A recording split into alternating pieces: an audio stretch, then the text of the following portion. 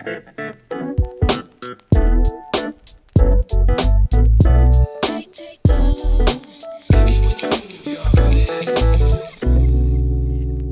to the realest podcast you'll ever listen to. I'm LT. I'm Kiki. And we're here to talk blunt. Black ladies, unequivocally North Tulsa. Let's talk blunt talk. What is blunt talk?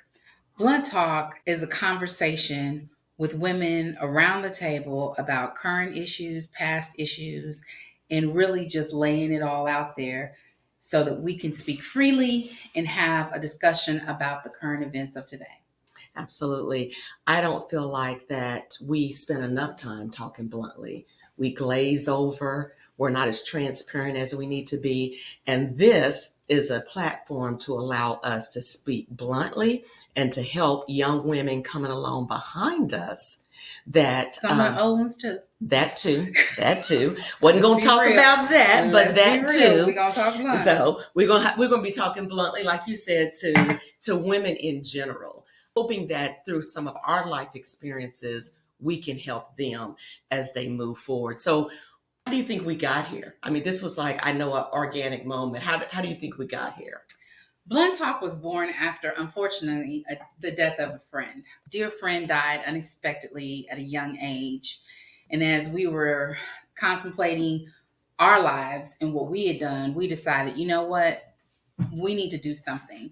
And it wasn't necessarily a podcast. We had just started talking about what can we do to help women come along and to help women who are like us, wanting to have an expression or a voice in today's society, have a voice. And that's really how Blunt Talk came about. Yeah, I remember clearly the night that we were discussing it and talking about that. And I remember saying, you know, I really wanted to do a podcast because I think that there's some life experiences that I've gained that could be valuable to others so that they don't have to knock their heads around the way I did. And you were like, oh my gosh, I wanted to do that too. Yeah. And so from there, you know, we're like, okay, we're doing this. And so then we had to get busy. And of course, you wouldn't let me forget about it. You were pinging me like you do. Come on. Yes, because every step of the way. Yeah, because it needed to be said. And the other thing is, we talked about our foundation, which was growing up in Tulsa, our mothers, how they raised us, and how all that plays into who we are today. That foundation is so fundamental in growing up in a city like Tulsa where there was history, but we didn't even know the history. Right. And just being in North Tulsa and sort of that tale of two cities where the city divides between one track and the next, track. Well, and I think the key piece is it's growing up in Tulsa, but it's also growing up in North Tulsa. Yes.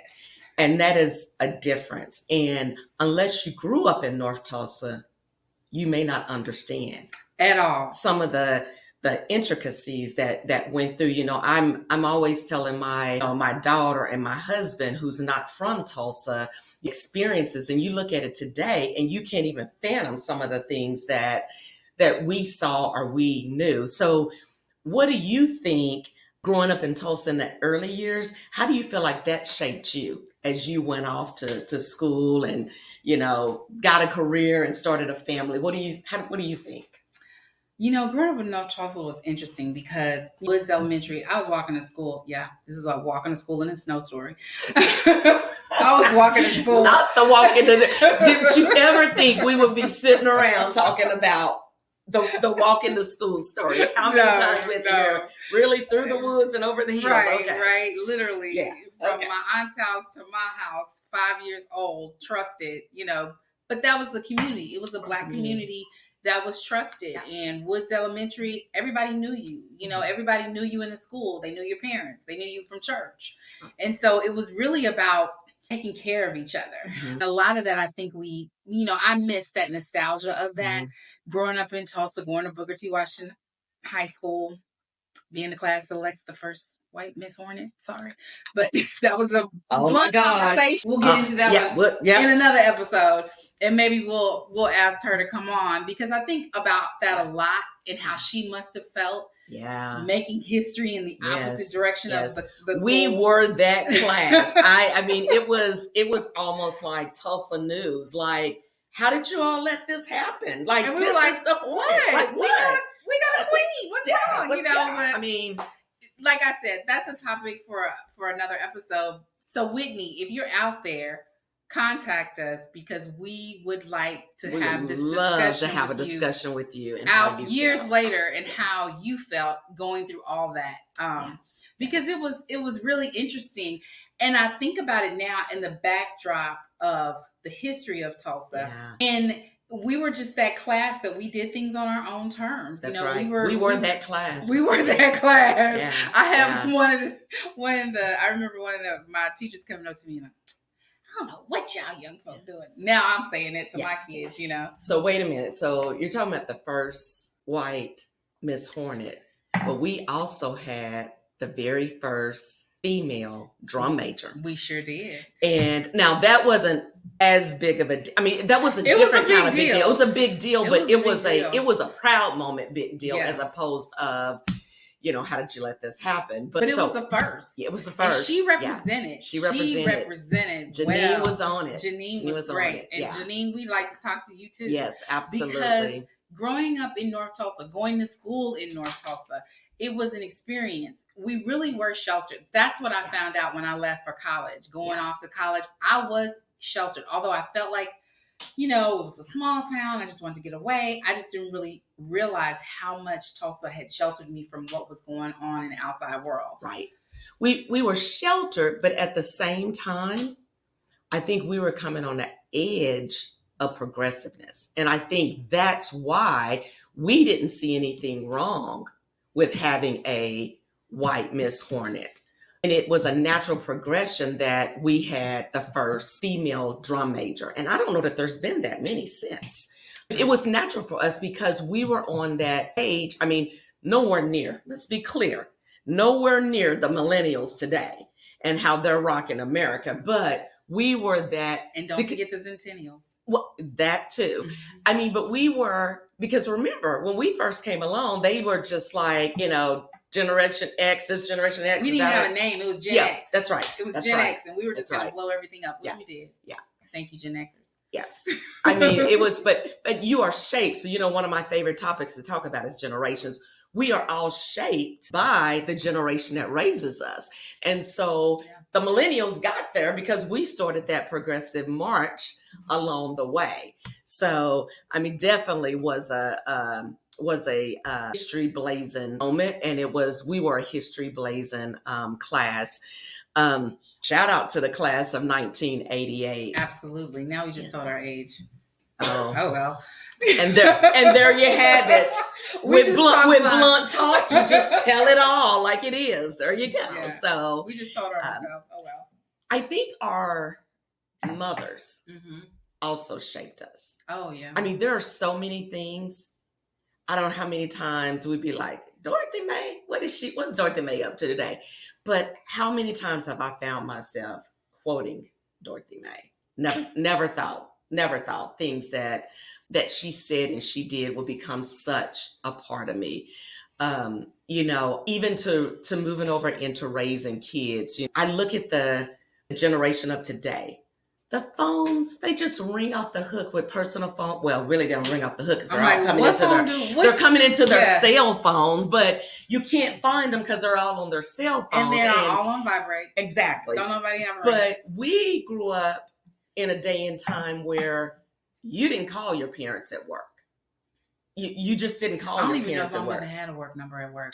I mean, seriously, she never said, if in an emergency, call me. It was just like, I hope nothing don't happen because my mama ain't going to be here till 5. Well, mama had one, but you didn't ring it unless there was an emergency. It better be serious to ring that number. You just didn't do it. And staying home from school, you better have a fever, and you're probably going to the doctor. You didn't just get to stay home and lay in the bed. So you better be on it. And the last piece, do not come home from school with a disciplinary note, or more yet, let the teachers call you. You were gonna get it at school, and you were gonna get it at home. Yeah, Cleta May was like that.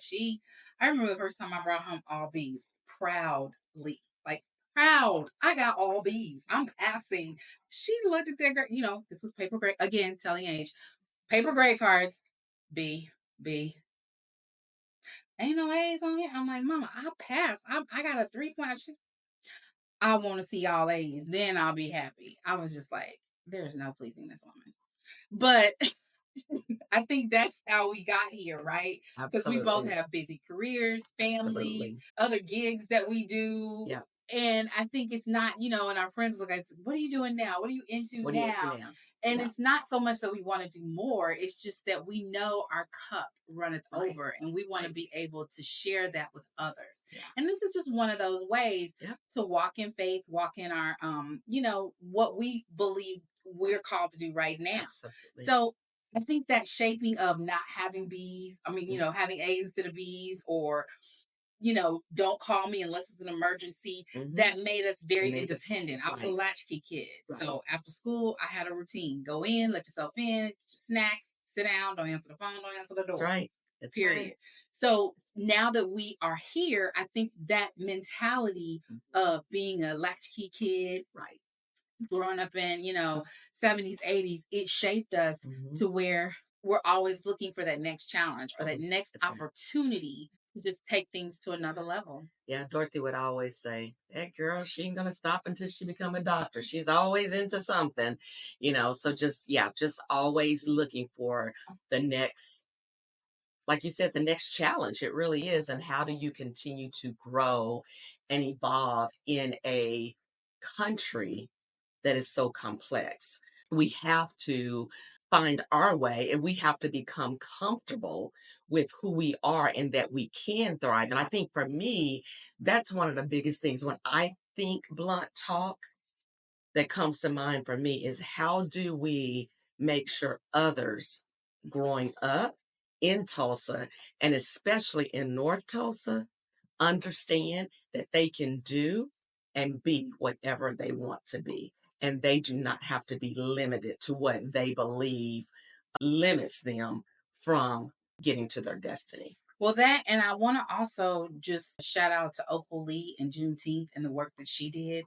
That's why one of the reasons we decided to launch Blunt Talk on Yes, Juneteenth or around Juneteenth, because we really wanted to give a shout out to women around the world doing great things, but also to look back at history and those struggles. I mean, that's Opal right. Lee, she struggled for a long time to get Juneteenth That's recognized. right. So shout out to her. Shout out to Sojourner True and those other women who just paved that path, you know, female CEOs, basketball players, just those women that are just breaking through what Absolutely. said women couldn't do. And also remembering to look back and encourage those who Others are young and those who are old, looking, and I say older, not old, looking for a path into finding, seasoned. yes, Jesus, finding themselves.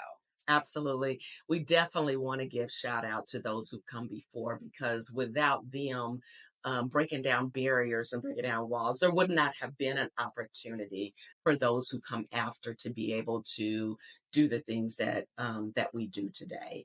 I look at my career, and there was a day and a time where there was very few African Americans that even were able to become nurses or even consider working in facilities. So definitely we have to give a shout out to those who come before us and have paved the way. So great, great call out there. So, looking at Juneteenth and what we're wanting to accomplish with Blunt Talk, what are some topics that you think we can approach as we look through the next episodes?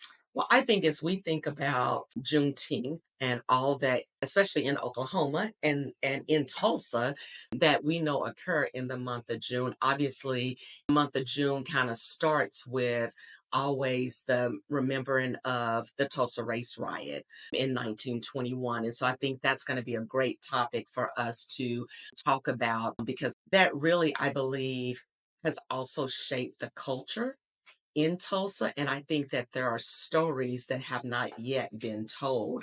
And you said something really important earlier on that we didn't always really know the culture. We weren't really taught the culture. So I think it's going to be important to talk about that. I think it's important to talk about raising children today in this complex society with everything that we know that's going on. Those are some topics that come to mind for me. What about you? Well, I think those are good for all the reasons you mentioned. And I also want to explore, I don't think we can ever stop talking about women and pay equity.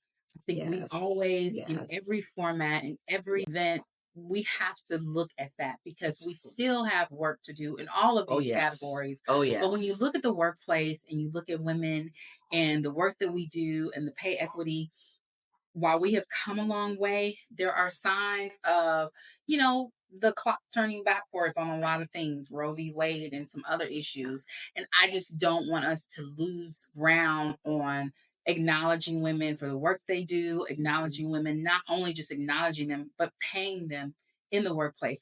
And I think it's not all about being a CEO. It's that mid-level manager Mhm. that just, is coming along, doing the job. Yep. Is she making what her male That's counterpart right. is making? Yeah.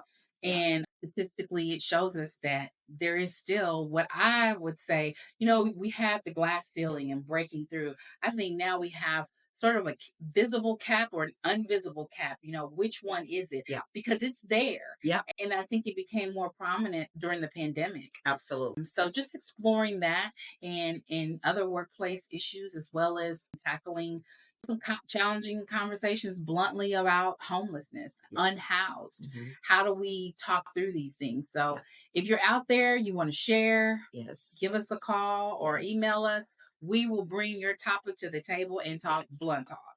Absolutely. Absolutely. And what you'll find as we talk through several of these conversations, we don't always agree, No, not at all. but we can have a transparent conversation, lay it all on the line, and move forward, come to a consensus about it. But you get a well-rounded view because many times we are not always on the opposite side of the fence, but there's a little bit of smoothing out of the topics because you Yeah. know how you can I mean, be. I think that's part of being friends in a Absolutely. long, lifelong friendship. We met Absolutely. in high school, freshman year. Didn't really know who you were, but Crystal, she was always bringing people into the conversation. Always. Always. So She was the glue. She made friends everywhere. So everywhere. And we just all, it was four of us, and we dressed alike and did all those oh things. yes. So, Oh, yeah. but then after that, I remember when you had your daughter and you called me at school and was like, I'm pregnant. I was like, what? No, no, no, no, no. I almost wanted to hang up. But back then, we had our little cars. Uh-huh. And so if I hung up, that meant, no, Yeah. I done Hmm. that. So I was Spent just money like, to call you. yeah. Yeah. Uh-huh. So she was like, hello, are you there? I'm like, yeah, I'm here. Okay.